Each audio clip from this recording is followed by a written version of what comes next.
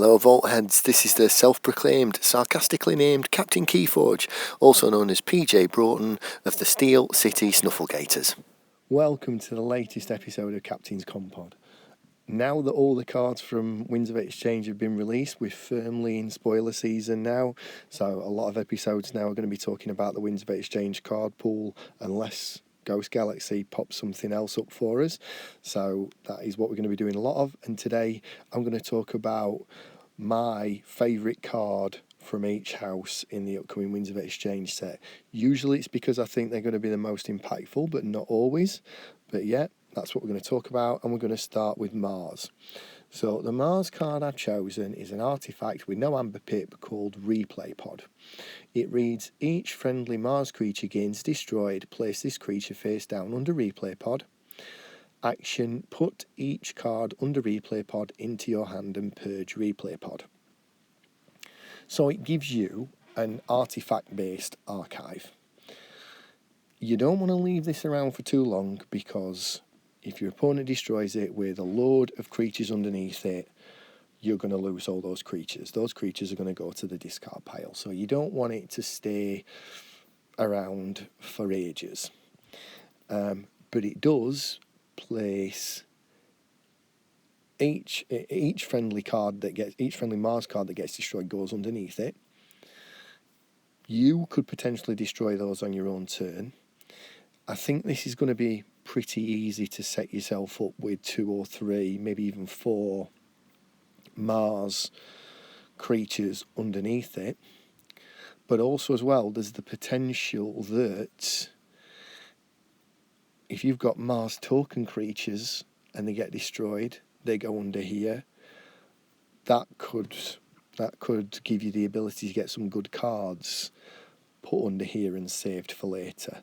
So there are 2 ways you can try and play this. You can try and play it building up an artifact-based archive of a few Mars creatures, or you can try and use it to save important cards for later if you get a Mars token creature.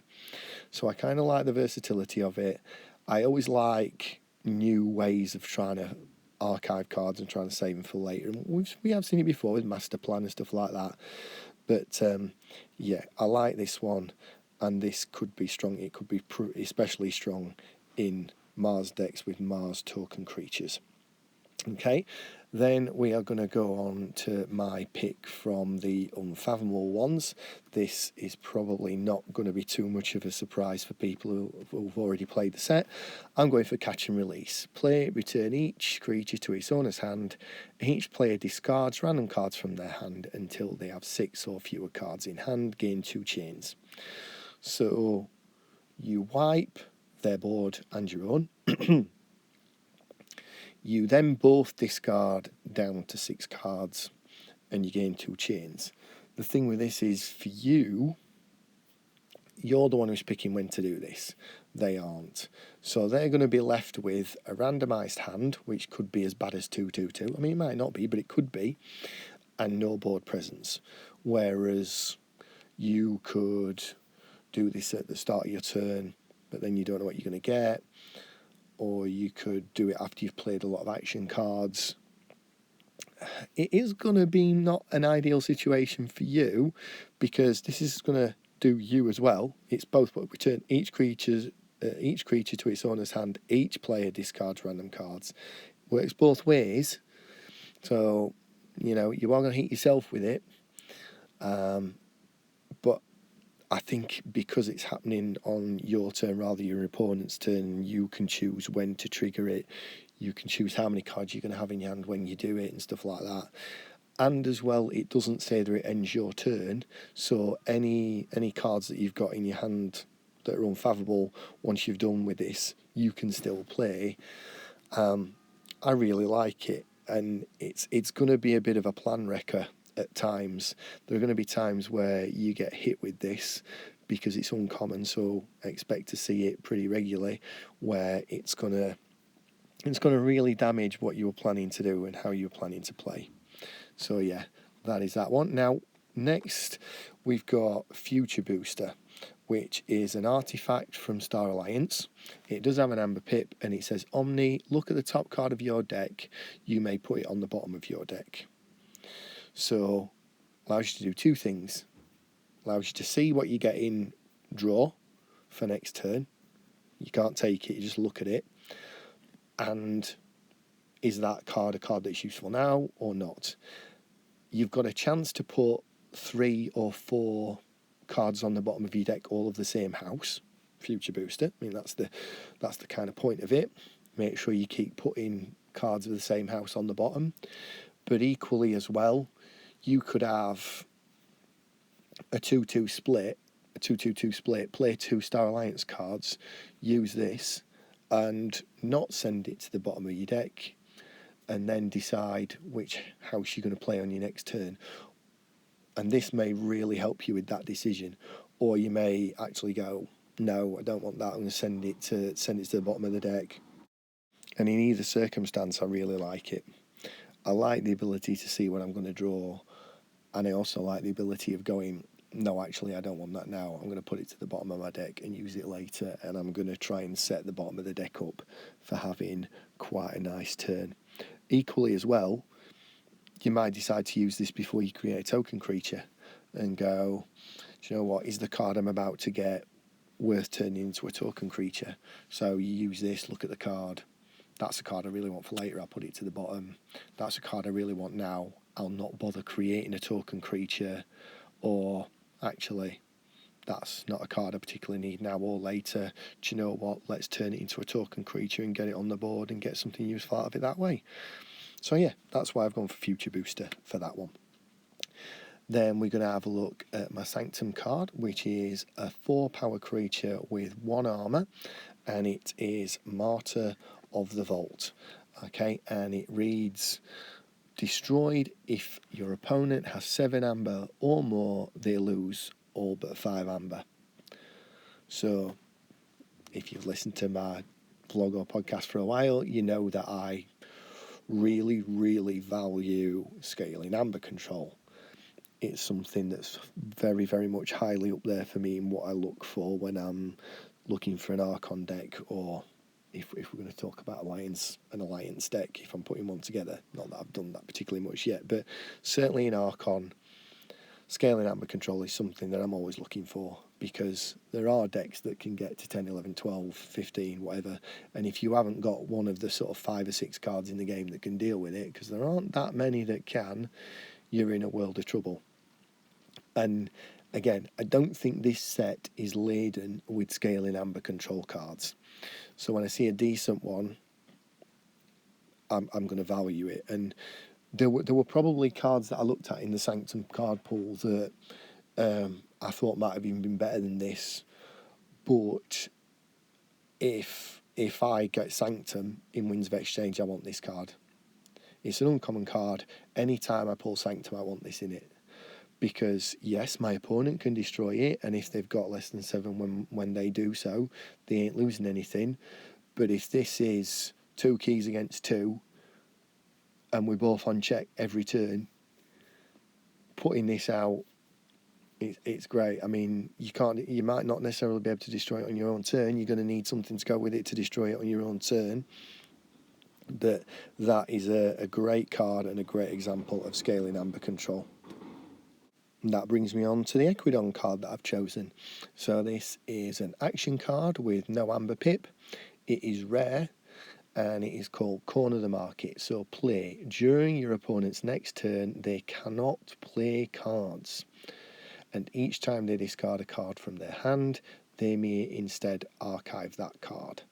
So flat out, they can't play cards. So they can't play anything. Creatures, artifacts, actions, upgrades, nothing, nada, They can, however, choose a house, use every card on the board, and discard cards of that house, which then go into archive. So they can potentially try and set something up. I mean, if you play this on them and they've got 5 cards at a 1 house, they're going to groan. I mean, you just cost them a really good turn. However, they can put all those 5 cards in their archive, and then unless you've got Legacy Maverick Dysania, those 5 cards are all safe. and aren't going to be sort of messed with in any way. I like the double-sided nature of it. I think it's good design, so well done for that. It's a strong card. You're not going to particularly enjoy getting this played against you a lot of the time you see it played against you. I mean, we shouldn't see too much of it with it being a rare, but in my sort of Equidon decks, I would be quite happy to see this. I mean, again, if you play that for your third key, for check on your third key in the game, it's not guaranteeing you would win the game, but you can see whether you've won or not, because you'll be able to tell based on their board have they got creatures that can make you steal or lose amber or whatever to get you off check. And if they haven't got it on the board and you play this, bang, there you go. You can't take me off check, game over, I've won. So yes, that is a strong card to look out for, corner of the market. That is then going to bring me on to my Saurian choice, okay, which is Ambrosia Outpost. Okay, there are multiple outposts in this set. Each house has got one. They are all artifacts, and this one is an artifact with one amber pip, and it says action, put a friendly creature on the bottom of its owner's deck. If you do, move one amber from a friendly creature to your pool. Okay, so you have got to get rid of your own creatures to trigger this, but in Winds of Exchange, what are we going to do with Exalted Amber? Have we had a look through the card pool to see what cards we've got to get rid of amber that's been exalted onto creatures? Things like Imperial Scooter, Calipigian Ideal, Exile, things like that. Well, the reason why I've picked this out from a Saurian card is because I did look through all the Saurian cards in this set to see how many cards there were that took Exalted Amber off creatures and got rid of it so your opponent didn't get it. And the reason why I've picked this card out of the whole Saurian set is because there ain't many of them. Okay, there is a reprint of Senator Brachus, which is a power 4 creature. You may spend Ember on your friendly creatures as if it were in your pool. Fight, Reap, Exalt Senator Brachus, which is obviously a very good card, but opponents are going to absolutely try to murder it the moment it hits the board.